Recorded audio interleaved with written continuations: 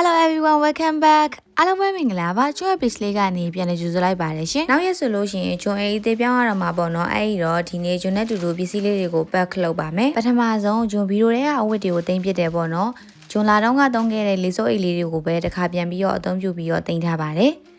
။ပြီးတော့ပေါ့နော်ဒီ move out လုပ်ရတဲ့အပတ်ကအရန်ကိုပင်ပန်းပါတယ်။ဘာလို့လဲဆိုတော့ကျွန်တော် full time လုပ်ရတဲ့နောက်ဆုံးအပတ်နဲ့ဒီ move out လုပ်တဲ့အပတ်နဲ့ကတိုက်နေရပါတော့။အဲ့ဒီတော့ဒီပစ္စည်းတွေကိုလည်းတင်ရတဲ့အချိန်ပိုင်းလုပ်တယ်လည်းလုပ်ရတယ်ဆိုတော့လူကတော်တော်ပင်ပန်းနေရပေါ့နော်ရုပ်ကိုတော့သိခံပြီးကြည့်ပေးပါရှင်အဲ့ဒီတွေတော်တော်များများတော့တင်ပြီးသွားပြီပေါ့နော်ခုဗီဒီယိုထဲမှာကျန်နေသေးတယ် daily wear တဲ့ jacket တွေကုတ်တွေကိုတင်ပါမယ်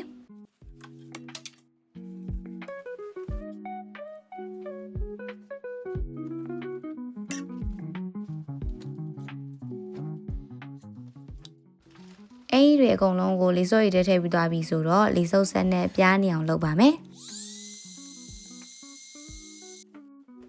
ပြီးရင်တော့ကျွန် luggage တွေကိုဒီလေးစုပ်ထားတဲ့အင်ကြီးတို့တွေထည့်ပါတယ်ဒါပေမဲ့ထည့်ကြည့်တော့လေးစုပ်အိတ်2အိတ်စီပဲဆန်နေပေါ့နော်အဲ့ဒီတော့ကျွန်တဲတဲ့နေ့ကြကမှပဲဒီတိုင်းအဆင်ပြေသလိုတည်လိုက်ပါတော့မယ်ပစ္စည်းတွေတင်းတင်းတလောက်လဲတင်ထားပြီးပြီဆိုတော့နောက်နေ့မှာကျွန်တန်ရှင်းလုပ်ဖို့အတွက်ကို cleaning material တွေတွားပြီးဝယ်ဖြစ်ပါတယ်အဲ့ဒီတော့ကျွန်နဲ့တူတူ shopping လိုက်ခဲ့ပေးပါအောင်ရှင်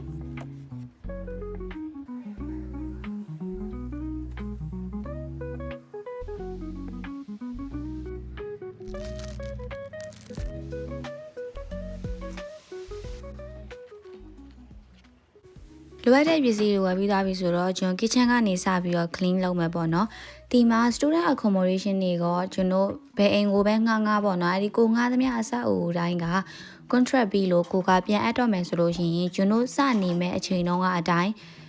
အခန်းနေရတန်ရှင်းနေရမယ်ဖုန်းတွေအမိုက်တွေမရှိရဘူးကိုမသုံးတဲ့ပစ္စည်းဆိုလို့ရှိရင်လည်းကျွန်တော်ကတခါတည်းပြစ်ပေးရမယ်အဲ့လိုမျိုးမလုပ်ဘူးဆိုလို့ရှိရင်အမိုက်ကြံခဲ့တယ်ဆိုရင်အဲ့အမိုက်ပြစ်ပေးကဆိုပြီးတော့သူတို့က fees ပြန်ကောက်တယ်ပေါ့နော်ပြီးတော့အခန်းကလည်းညစ်ပတ်တာတို့ဒါမှမဟုတ်လို့ရှိရင်တချို့နေရာတွေပျက်စီးတာတို့အဲ့လိုမျိုးဆိုလို့ရှိရင်လည်းသူတို့က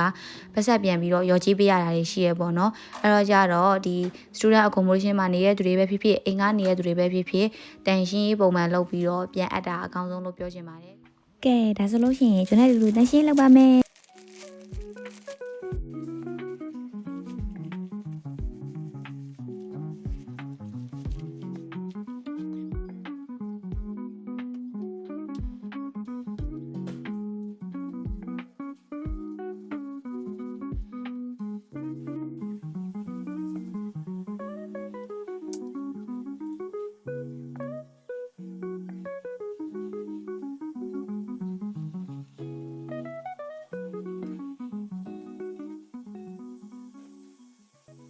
နောက်နေ့မှာတော့ကျွန် stationery တွေ laptop တွေပြီးရင်စိတ်ပစ္စည်းတွေကျန်နေတဲ့ပစ္စည်းတွေအစုံပေါ့နော်အဲ့ဒါတွေအကုန်လုံးကိုသိမ်းပါတယ်ဒီတော့ကျွန်နဲ့တူတူဒီကျန်နေတဲ့ပစ္စည်းတွေ cosmetic တွေကိုတူတူသိမ်းလိုက်ကြရအောင်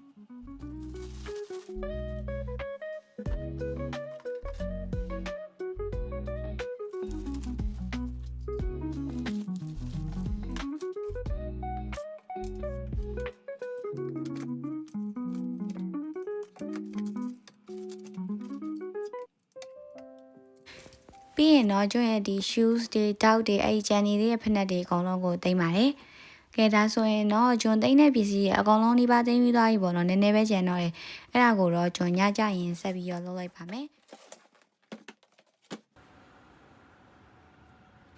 နောက်နေ့မနက်မှာတော့ကျွန်းက night show လုပ်ထားတာပေါ့နော်။အဲ့တော့မနက်ပြန်ရောက်တာနဲ့ဒီကနေ move out လုပ်ပါတယ်။အဲ့တော့ပစ္စည်းတွေတခါတည်းရှင်းနေပါတယ်။အလုပ်ကပြန်လာတာဆိုတော့လူကတော်တော်ခါနေတယ်။